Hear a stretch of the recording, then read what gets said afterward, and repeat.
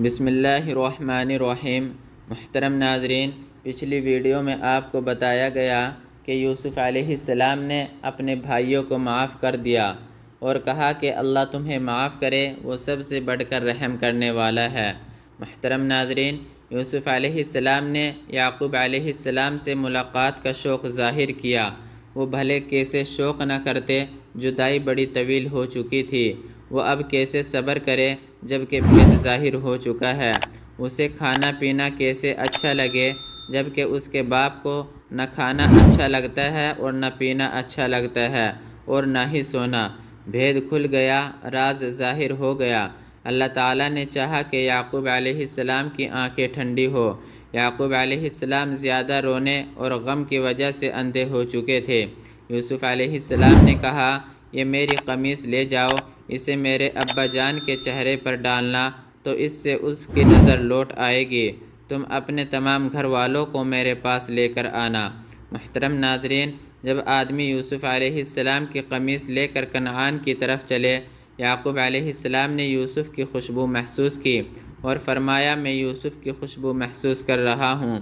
بیٹوں نے کہا، اللہ کی قسم تم پرانی گمراہی میں مبتلا ہو۔ لیکن یعقوب علیہ السلام سچے تھے۔ جب خوشخبری دینے والا آیا، اس نے قمیص کو اس کے چہرے پر ڈالا تو نظر لوٹ آئی۔ آپ نے فرمایا، کیا میں تمہیں نہیں کہتا تھا کہ میں اللہ کے بارے میں وہ کچھ جانتا ہوں جو تم نہیں جانتے؟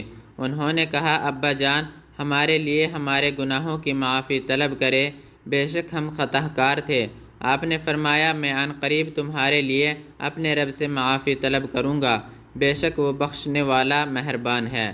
جب یعقوب علیہ السلام مصر پہنچے، یوسف علیہ السلام نے ان کا استقبال کیا۔ ان دونوں کی خوشی کے بارے میں مت پوچھیے۔ مصر میں یہ دن یادگار تھا اور یہ دن بڑا مبارک تھا۔ یوسف علیہ السلام نے اپنے والدین کو تخت پر بٹھایا اور وہ سب یوسف علیہ السلام کے سامنے سجدے میں گر گئے۔ یوسف علیہ السلام نے کہا، یہ میرے پہلے خواب کی تعبیر ہے، اللہ نے اسے سچ کر دکھایا۔ میں نے 11 ستارے، سورج اور چاند کو دیکھا تھا کہ وہ مجھے سجدہ کر رہے ہیں۔ یوسف علیہ السلام نے اللہ کی بہت حمد و ثنا بیان کی۔ یوسف علیہ السلام نے اللہ کا بہت شکر ادا کیا۔ یعقوب علیہ السلام اور ان کا خاندان عرصہ دراز تک مصر میں رہے۔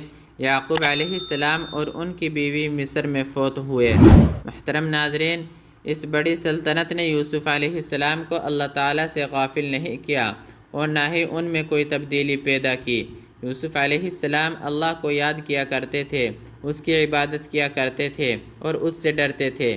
یوسف علیہ السلام اللہ کے حکم کے مطابق حکم دیتے اور اللہ کے احکامات کو نافذ کیا کرتے تھے۔ یوسف علیہ السلام سلطنت کو کوئی زیادہ اہمیت نہیں دیا کرتے تھے اور نہ اسے کوئی بڑی چیز شمار کرتے تھے۔